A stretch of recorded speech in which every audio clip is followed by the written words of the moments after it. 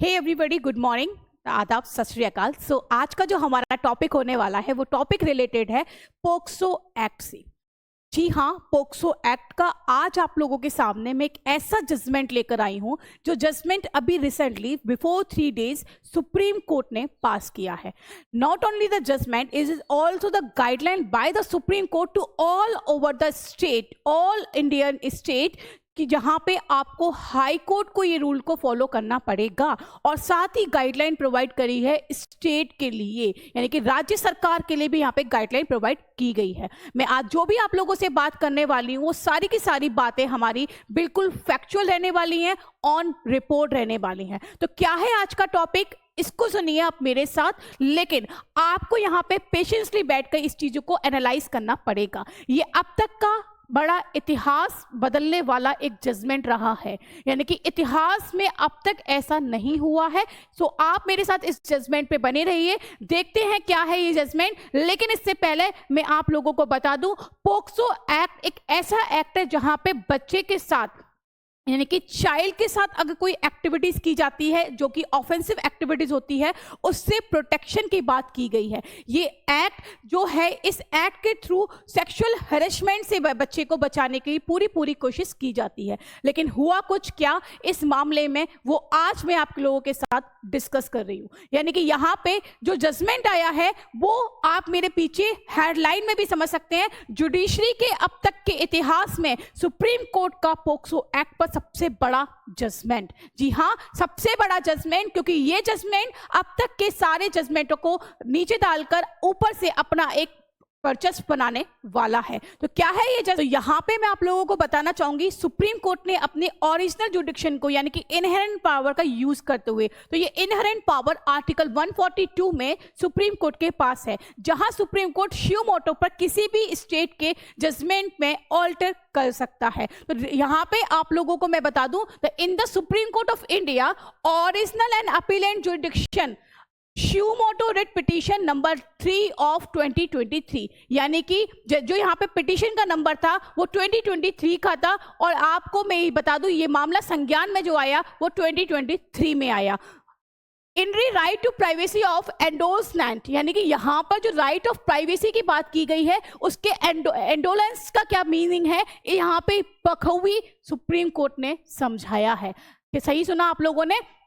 Supreme Court ने बताया कि आप किसी भी व्यक्ति के राइट टू प्राइवेसी व एंडोलेंस का कैसे यूज कर सकते हैं, इसके बारे में भी सुप्रीम कोर्ट ने बिल्कुल क्लियर करा है। With criminal appeal number this. तो यहाँ पे 2024 पर क्रिमिनल अपील नंबर लाया गया।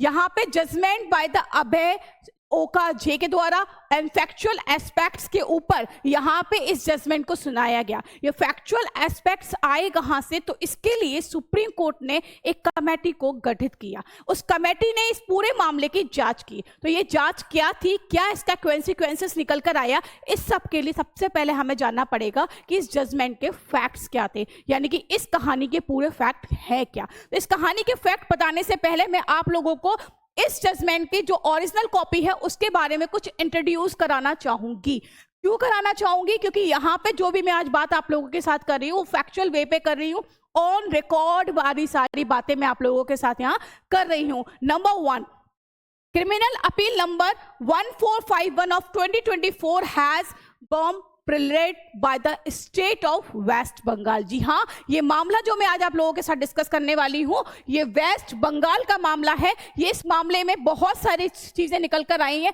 इसीलिए ये अब तक के इतिहास का सबसे सुप्रीम जजमेंट हम यहाँ पे कह सकते हैं। वेस्ट बंगाल है जो एग्रीव्ड पार्टी है, वो उसने इस मामले को ऑर्डर डेटेड 16 अक्टूबर 2023 को संज्ञान में लिया। Passed by division bench of high court, यानी कि वेस्ट बंगाल की जो डिवीजन बैंक थी उसने यहाँ पे इस चीज को पास किया था, और हाई कोर्ट में जजमेंट गया। और हाई कोर्ट में जजमेंट होने के बाद हाई कोर्ट ने कुछ आरोप, जी हाँ, कुछ आरोप उस विक्टिम के ऊपर ही लगाए जिस विक्टिम की बात हम यहाँ कर रहे हैं। वो विक्टिम एक 14 साल की लड़की पोक्सो के अंतर्गत आती है क्योंकि वो माइनर है। उससे पहले मैं आप लोगों को बता दूं, आपने अपने समाज में, अपने आसपास अक्सर ये सुना होगा कि एक टीनेजर्स जो चाइल्ड्स होते हैं, जो माइनस चाइल्ड्स होते हैं या बच्चे होते हैं, उन लोगों के बीच में एक लव एंड अफेक्शन वाली क्रिएटिविटी बहुत जल्दी आती है ना। तो वहां पे एक लड़की जो कि सिर्फ 14 साल की लड़की है, अपने से 8 साल बड़े लड़के के साथ लव एंड अफेक्शन में आ जाती है। लव एंड अफेक्शन में आ जाना ही काफी नहीं था, वो लड़का उसका पड़ोसी था, तो वहां पे वो अपना घर, क्योंकि वो उस समय पढ़ाई भी कर रही थी, अपना घर छोड़कर उस लड़के के घर जाके रहने लगती है। इस चीज को जानते हुए उसकी मदर ने, लड़की की मदर ने इसके खिलाफ एक अपील फाइल करी, एक कंप्लेंट फाइल करी। उस कंप्लेंट के तहत लड़की को वापस लाया गया, क्योंकि लड़की पढ़ाई कर रही थी और पढ़ाई करने का उसने अपना उसको कंप्लीट किया, उसने 10th स्टैंडर्ड पास किया। 10th स्टैंडर्ड पास होने के बाद वो फिर से उस लड़के के साथ उसके घर रहने लगी। जब उस लड़के के साथ उस घर में रहने लगी तो उसके पेरेंट्स ने फिर से एक अपील, एक FIR लॉन्च कराई उस लड़के के अगेंस्ट में, क्योंकि वो मेजर था और लड़की माइनर थी। वो लड़के के अगेंस्ट में जब FIR लॉन्च हुई तो उस लड़के को अरेस्ट किया गया और डिस्ट्रिक्ट कोर्ट ने, यहाँ वेस्ट बंगाल के डिस्ट्रिक्ट कोर्ट ने जजमेंट दिया कि वो कन्विक्टेड रहेगा। इसकी अपील की गई हाई कोर्ट में और हाई कोर्ट ने बहुत ही संदिग्ध चीजों को यहाँ पे लेकर आया। हाई कोर्ट ने उस विक्टिम के साथ, क्योंकि ये एक्ट हमारा प्रोटेक्शन ऑफ द चाइल्ड है, यानी कि पोक्सो हमारा basically sexual harassment and any other harassment से रिलेटेड जो चाइल्ड होते हैं उनके प्रोटेक्शन के लिए ही बनाया गया है। और हाँ, हाई कोर्ट ने यहाँ पे उस विक्टिम को ये कहते हुए फटकार लगाई कि लड़की को अपने सेक्सुअल या अपने ऐसी एक्टिविटीज को कंट्रोल में रखना चाहिए। नंबर 1, आप यहाँ पे नोटिस करिएगा इस चीज को, ये जो वर्डिक्ट मैं आपको बता रही हूं, इस जो सेंटेंस में स्यू मोटो पर पिटीशन लेने का मेन मोटो ही यह निकल के आया, क्योंकि यहाँ पे हाई कोर्ट ने कुछ ऐसे वर्डिंग का यूज किया जो लड़की के आप रेपुटेशन की बात माने या किसी भी तरीके से माने उसके अगेंस्ट में था, राइट। तुरंत उसके बाद ही यहाँ पे क्या हुआ, सुप्रीम कोर्ट में इसके लिए एक पिटीशन फाइल की गई। सुप्रीम कोर्ट पहुंचना उस लड़की के लिए अपने आप में चैलेंजिंग था। क्यों चैलेंजिंग था? क्योंकि उसके माँ बाप ने उससे रिश्ता खत्म कर दिया था, उसको अपने मरे के समान संभालती थी। हुआ ये था कि जब वो लड़की उसके घर में रह रही थी, उस ड्यूरेशन में वो प्रेग्नेंट हुई और प्रेग्नेंट होने के बाद उसने एक गर्ल चाइल्ड को बर्थ किया, यानी कि एक गर्ल चाइल्ड उसके साथ बॉर्न हुई। वो चाइल्ड को लेकर एक ऐसे मकान में रहती थी जहां पे उसके इन-लॉज ने भी उसका साथ छोड़ दिया था और उसके मायके वाली फैमिली ने भी उसका साथ छोड़ दिया था। वो लड़की अकेली उस एक्यूज को, जी हाँ मैंने शब्द का यूज किया, अपराधी एक्यूज, क्योंकि वो अपराधी जो कि यहाँ पे सिद्ध हो चुका था, किसके द्वारा? हाई कोर्ट के द्वारा कन्विक्शन में जा चुका था। क्योंकि भले ही उनके साथ रिलेशनशिप थी, उन दोनों की रिलेशनशिप थी एंड वहां पे कंसेंट भी थी, लेकिन आपको ध्यान रखना पड़ेगा कि एक माइनर की कंसेंट, माइनर गर्ल की कंसेंट नहीं होती है, चाहे उसने कंसेंट दी हो या नहीं दी हो। It is also use as a rape. तो वो व्यक्ति को रेपिस्ट बनाते हुए उसे कहाँ डाला गया? जेल में डाला गया, कन्विक्ट किया गया। लेकिन यहाँ पर उस लड़की ने उस एक्यूज्ड को रिलीज कराने के लिए, एक्यूट कराने के लिए लगातार फाइट करी। उसने बहुत सारे पैसों की जुगाड़ करी, वकीलों के पास गई, बहुत सारी जगहों पर उसने मूव किया और मूव करने के बाद उस पैसे को लेकर, जो चीजें मैं आप लोगों को बता रही हूँ, मैं एक चीज और यहाँ क्लियर कर दूं, बिल्कुल क्लियर यहाँ पे लिखा हुआ है कितना कितना अमाउंट उसने कहाँ कहाँ लगाया। ये केस की कुछ पॉइंट्स जो मैं यहाँ पे आप लोगों के साथ शेयर कर रही हूँ, वो सारे अमाउंट्स को यहाँ पर 1.5 लाख उसने कब दिया, 14,000 उसने कब दिए, सारी चीजें यहाँ पर हैं। तो वो सारी चीजों को यहाँ पे यूज होने के बाद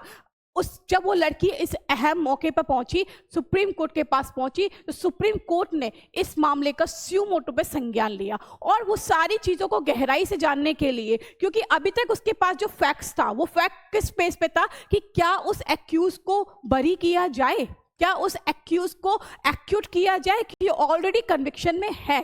तो इसके लिए सुप्रीम कोर्ट ने जारी किया एक कमेटी, यानी कि एक कमेटी को ऑर्गेनाइज किया, एक कमेटी को यहाँ पे गठित किया गया और कमेटी के कॉन्स्टिट्यूट होने के बाद उस कमेटी ने उसकी बिल्कुल गहराई में जाके जांच करी। इस गहराई में जाके जांच करने के बाद जब ये पता लगा कि उसने हर एक फैक्ट को जाना कि वो लड़की किस तरीके से सरवाइव कर रही है। जी हाँ, विक्टिम है और विक्टिम ही सरवाइव कर रही है, क्योंकि वो जहां रह रही थी वो सिर्फ एक ईंटों का बना हुआ मकान था। उस ईंटों के मकान में वो अपनी बच्ची को साथ में लेके रह रही थी, लोगों के ताने भी सुन रही थी, सारी चीजें वहां सुन रही थी। तो ध्यान से सुनिएगा, सुप्रीम कोर्ट ने यहाँ पर एक ऐसे मामले को डील किया है जो इमोशन के साथ भी आज इतिहास में पहली बार हमारे सामने आया है। तो वहां पे उस विक्टिम को देखते हुए जब सारी चीजें कमेटी की रिपोर्ट पहुंची तो सुप्रीम कोर्ट ने एक सामने एक मामला समझ में आया कि भाई जो यहाँ पे सरवाइव कर रहा है वो खुद एक विक्टिम है, और विक्टिम एक ऐसे व्यक्ति के लिए सरवाइव कर रहा है जो एक एक्यूज्ड है। अभी तक आपने सुना कंट्रोवर्सी क्या रहती है कि विक्टिम लड़ता है एक्यूज के लिए कि भी उसे पनिश होना चाहिए, बट यहां पर एक विक्टिम एक्यूज को रिलीज कराने के लिए, एक्यूट कराने के लिए लगातार लड़ाई लड़ रही थी। जी हाँ, जब तक वो सुप्रीम कोर्ट पहुंची, 2023 से 2024 आया, 2025 आया, उसके बाद 2025 में एक मामला सामने आया। वो लड़की माइनर से मेजर भी हो गई, लेकिन उसको अभी तक वो जजमेंट, फेयर जजमेंट नहीं मिला था। तो उस जजमेंट पे कमेटी की रिपोर्ट के बाद सुप्रीम कोर्ट ने ये जजमेंट सुनाया कि भाई आप मुझे ये बताइए कि इस लड़की की कहाँ गलती थी, और जो हाई कोर्ट ने, कैलकाटा हाई कोर्ट जो हमारे भारत का सबसे पुराना हाई कोर्ट है, उस कैलकाटा हाई कोर्ट ने कुछ ऐसे शब्दों का यूज किया जो लड़की के रेपुटेशन के अगेंस्ट किया। क्या आप किसी भी लड़की के ऊपर इस तरीके का आरोप लगा सकते हो, ऊपर से वो लड़की माइनर? तो यहां पर इस जजमेंट को क्लियर करते हुए सुप्रीम कोर्ट ने एक जजमेंट दिया और कहा कि विक्टिम क्यों सरवाइव करेगी। ठीक है, वो एक्यूज्ड है क्योंकि उसने कंसेंट ली थी, लेकिन वो ही अब उसको पाल सकता है, वही उसकी रखवाली रख सकता है। तो क्यों ना एक ऐसा अहम मुद्दा सामने लाया जाए, क्योंकि हमारे बीएनएस में एक नई तरीके का पनिशमेंट भी निकल के आया है जिसे हम कहते हैं कम्युनिटी सर्विस। इस कम्युनिटी सर्विस के तहत यहां पर सुप्रीम कोर्ट ने एक जजमेंट सुनाते हुए कहा कि यहां पर भले ही वो कन्विक्शन में रहेगा, जी बिल्कुल सही कहा, सुना आप लोगों ने, यहाँ पे वो व्यक्ति कन्विक्टेड ही है, उसने हाई कोर्ट के फैसले को बदला नहीं, कन्विक्शन है, एक्यूज्ड है, बट फिर भी जेल से रिलीज किया जाएगा। क्यों? क्योंकि अब उसको पालन करना है उस लड़की का, उसके ऊपर जिम्मेदारियां हैं, उसे निभानी है। तो अब तक के पोक्सो के इतिहास में ये सबसे बड़ा, सबसे अहम निर्णय सुप्रीम कोर्ट ने सुनाया। तो ये जजमेंट को लेकर मैं आप लोगों के सामने हूं। यहां पर बहुत ही गहराई से सुप्रीम कोर्ट ने जजमेंट सुनाया, कमेटी की सारी बात को, सारी रिपोर्ट को यहां पे कंसीडर किया, और कंसीडर करने के बाद उसने कहा कि भाई वो ऑलरेडी लड़की ट्रॉमा झेल चुकी है, जितना ट्रॉमा उसने अपनी लाइफ में झेला है, हो सकता है उतना ट्रॉमा वो पहले कभी नहीं झेलती होगी या झेलेगी, जितना ट्रॉमा वो ऑलरेडी यहाँ पर झेल चुकी है। तो इस ट्रॉमा से उसे बाहर निकालने के लिए उसे क्या कहा गया, यहाँ पे कोर्ट ने अपना जजमेंट सुनाया और कहा we were immensely benefited by the report of the committee appointed by this court. We must acknowledgement of the contribution of the committee members. We record our appreciation for the service rendered by Miss Madhvi Diwan and Miss Liz Matthew, the learned amicus curiae. We must also record the Shri. It means उस लड़की को अपने पालन करने के लिए, क्योंकि लड़का भी अभी जेल से बाहर निकलेगा, तो हो सकता है उसके पास भी कोई काम नहीं हो, तो वो अपना जीवन गुजारा कैसे करेंगे। तो सुप्रीम कोर्ट ने ये भी कहा कि तुरंत इसके लिए किसी जॉब की अपॉर्चुनिटी दी जाए इसको, और यहाँ पे इसको किसी जॉब में लगाया जाए। तो इसे आंगनबाड़ी में एक जॉब पर भी लगाया गया, लड़की ने अपना पालन करना खुद से भी यहाँ पे शुरू किया। तो बिल्कुल ठीक सुना आपने, मिसेस माधवी दीवान को यहाँ पे कहा गया कि भाई जाके आप इसको ज्वाइन करें। Yufsa Ahmadi the learned senior counsel appearing on the behalf of the state has been accepted by the court as the officer of the court. तो यहाँ पे ये जजमेंट अब तक के सुप्रीम कोर्ट के इतिहास में, पोक्सो के इतिहास में सबसे बड़ा और सबसे अहम जजमेंट रहा है, जब कन्विक्शन के होते हुए भी एक व्यक्ति को जेल से बरी किया गया है विदाउट एनी बेल। तो थैंक यू सो मच। मैं आप लोगों के साथ इसी तरह सामने आती रहूंगी एक नए जजमेंट के साथ, जो आपके लिए आपकी जुडिशरी तैयारी में, आपकी एलएलएम की तैयारी में या आपकी हायर जुडिशरी की तैयारी में बहुत अहम भूमिका निभाएंगे। Thank you so much.